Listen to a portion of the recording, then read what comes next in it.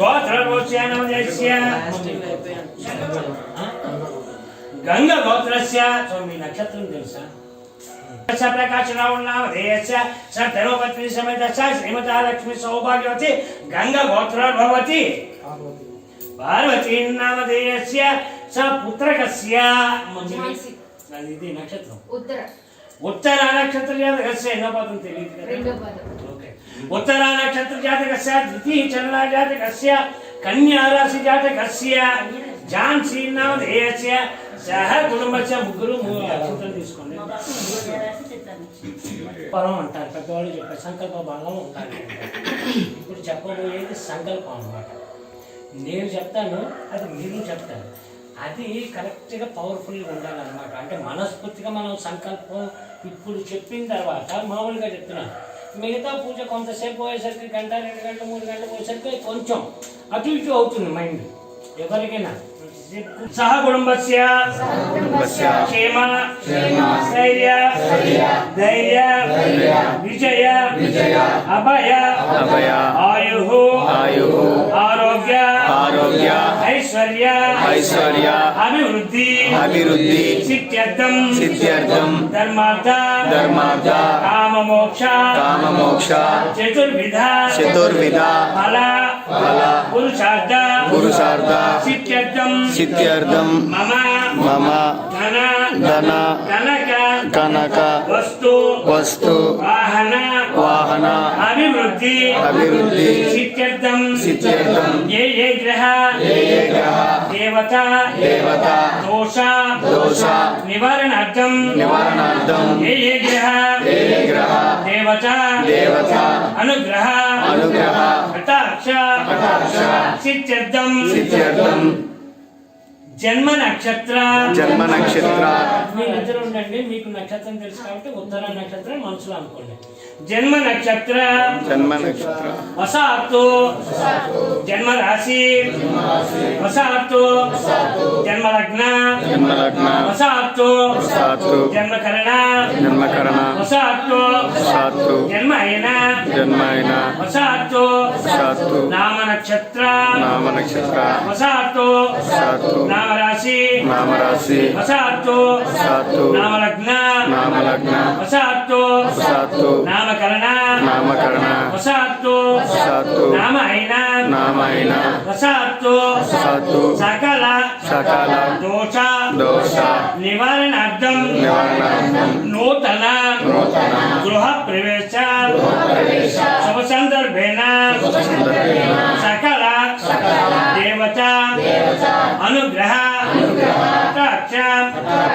సిద్ధ్యర్థం నూతన గృహ ప్రవేశ శుభ సందర్భేన దృష్టి దోష నివారణార్థం దిష్టి దోష నివారణార్థం నరఘోష దోష నివారణార్థం వాస్తు దోష నివారణార్థం సకల గంధ దోష నివారణార్థం సకల దేవత అనుగ్రహ కటాక్ష సిద్ధ్యర్థం నూతన గృహ ప్రవేశ శుభ సందర్భేన అష్టలక్ష్మి దేవత స్థిర నివాస సిద్ధ్యర్థం శీఘ్రమేవ ఉన్నత ఉద్యోగ వాణిజ్య వ్యాపార అభివృద్ధి సిద్ధ్యర్థం వివాహ ఆటంక దోష నివారణార్థం శీఘ్రమేవ కళ్యాణ సిద్ధ్యర్థం సర్పదోష నాగదోష కాల సర్పదోష నివారణార్థం నూతన గృహ ప్రవేశ సందర్భేన పంచలోక పాలక దేవత అనుగ్రహ కటాక్ష సిద్ధ్యర్థం ఇంద్రాది అష్టదిక్పాలక దేవత అనుగ్రహ కటాక్ష సిద్ధ్యర్థం అధిదేవత ఇచ్ఛాది దేవత అధిష్టాన దేవత సహిత ఆదిత్యాది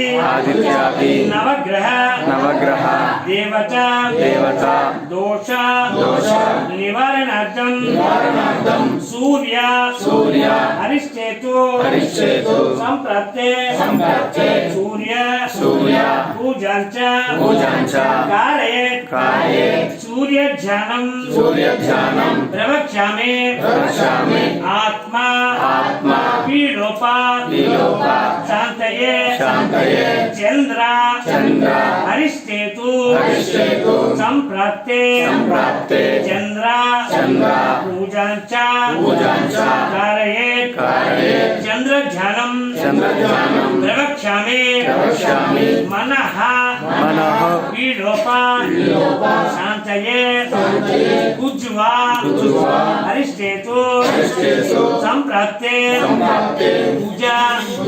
పూజాంచ కారయేత్ భుజధ్యానం ప్రవక్ష్యామి రోగ పీడోప శాంతయే బుద్ధ్వా అరిష్టేతు సంప్రాప్తే బుధ పూజాంచ కారయేత్ బుధధ్యానం ప్రవక్ష్యామి బుద్ధి పీడోప శాంతయే గుర్వా అరిష్టేతు సంప్రాప్తే గురు పూజాంచ కారయేత్ గురుధ్యానం ప్రవక్ష్యామి పుత్ర పీడోప శాంతయే శుక్ర అరిష్టేతు సంప్రాప్తే శుక్ర పూజాంచ కారయేత్ శుక్రధ్యానం ప్రవక్ష్యామి కలత్ర పీడోప శాంతయే శిన్వా అరిష్టేతు సంప్రాప్తే శని పూజాంచ కారయేత్ శనిధ్యానం ప్రవక్ష్యామి ప్రాణ పీడోప శాంతయే రాహువా అరిష్టేతు సంప్రాప్తే రాహు పూజాంచ కారయేత్ రాహుధ్యానం ప్రవక్ష్యామి చక్షుః పీడోప శాంతయే కేత్వా అరిష్టేతు సంప్రాప్తే కేతు పూజాంచ కారయేత్ కేతుధ్యానం ప్రవక్ష్యామి జ్ఞాన పీడోప శాంతయే అధిదేవత ఇచ్ఛాది దేవత అధిష్టాన దేవత సహిత ఆదిత్యాది నవగ్రహ దేవత అనుగ్రహ కటాక్ష సిద్ధ్యర్థం అర్ధ అష్టమ శని దోష నివారణార్థం అష్టమ శని దోష నివారణార్థం ఏలినాటి శని దోష నివారణార్థం జాతక చక్ర లగ్నాతో సకల గ్రహ దోష నివారణార్థం నూతన గృహ ప్రవేశ శుభ సందర్భేన సకల దేవత అనుగ్రహ కటాక్ష సిద్ధ్యర్థం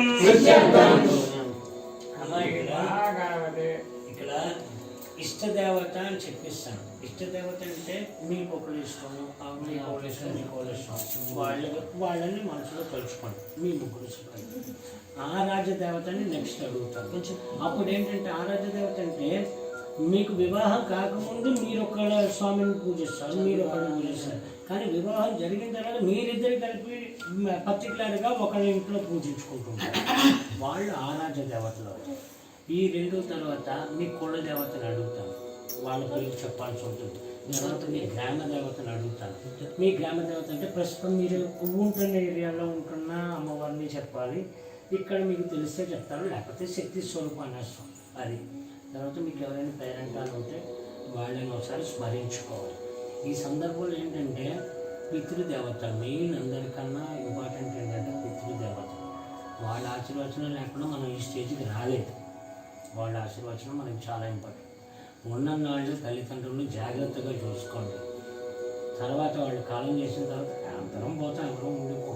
కాలం చేసిన తర్వాత మనం సంవత్సరానికి 365 రోజులు ఇష్టం వచ్చిన కొనుక్కుంటాము, తింటాము, వండుకుంటాం, తింటాం. సంవత్సరానికి ఒక్కసారైనా వాళ్ళని తలుచుకొని మూలంగా పెట్టడం అనేది జరుగుతుంది. అదే కాకుండా ఏదైనా కార్యక్రమాలు చేస్తున్నప్పుడు పెద్దల్ని తలుచుకోవడం అనేది చాలా ఇంపార్టెంట్. మీరు ఇప్పుడు ఎన్ని మంత్రాలు చేయండి, ఎన్ని పూజలు చేయండి, ఎన్ని హోమాలు చేయండి, వీళ్ళైతే భగవంతుడు ఎప్పుడు డైరెక్ట్గా మనకు ఆశీర్వచనం ఇవ్వడం. ఈయన రిఫర్ చేస్తాడు. పైన ఉన్న 7 తరాల పెద్దలు ఉంటారు.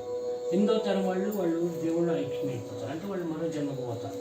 సో పైన ఉన్న 7 తరాల వాళ్ళకి చెప్తాడు అనమాట. ఈయన రిఫర్ చేస్తాడు, మీ మనవాడు ఎలా చేస్తున్నాడు, మీ ముని మనవాడు ఎలా చేస్తున్నాడు, అలాగా ఆ 7 తరాల వాళ్ళకి ఈయన రిఫర్ చేస్తారు. ఇలా మీ వాళ్ళు ఇలాగా ఇల్లు కట్టుకున్నారు, ఇల్లు కొనుక్కున్నారు, గృహప్రవేశం చేస్తుంటారు, వాళ్ళు ఆశీర్వదించమని నన్ను అడుగుతున్నారు అని చెప్పి వీళ్ళు పెద్దవాళ్ళకి రిఫర్ చేస్తారు. ఇప్పుడు అక్కడ ఉన్న పెద్దవాళ్ళు ఏంటంటే వాళ్ళని మనం పిలవాలి. అదే మా వాడు చేస్తున్నాడా, నాకు తెలియదే, మమ్మల్ని పిలవలేదు, మమ్మల్ని జ్ఞాపకం చేసుకోలేదు, మమ్మల్ని గుర్తు చేసుకోలేదు అనే ఫీలింగ్ వాళ్ళకి కలగకూడదు. సో ఒకసారి పెద్దవాళ్ళని కూడా నమస్కారం చేసుకోంటే అప్పుడు వాళ్ళ పర్మిషన్ తీసుకొని భగవంతుడు మనల్ని ఆశీర్వచనం చేస్తాడు. సో ఏంటంటే అందుకే తల్లి తండ్రి గురువు దైవం అన్నారు, కానీ దేవుడిని ఎప్పుడూ ముందుకు పెట్టలే. ఇప్పుడు తల్లిదండ్రులే ఆ పెద్దలు ఆశీర్వచనం లేకుండా జరిగేది ఏం లేదు. కానీ కొన్ని సందర్భాల్లో తల్లి మన పక్కనే ఉన్న ఆశీర్వచనం చేయడానికి పనికిరాదు. అనుగ్రహ కటాక్ష సిద్ధ్యర్థం ఆరాధ్య దేవత అనుగ్రహ కటాక్ష సిద్ధ్యర్థం కుల దేవత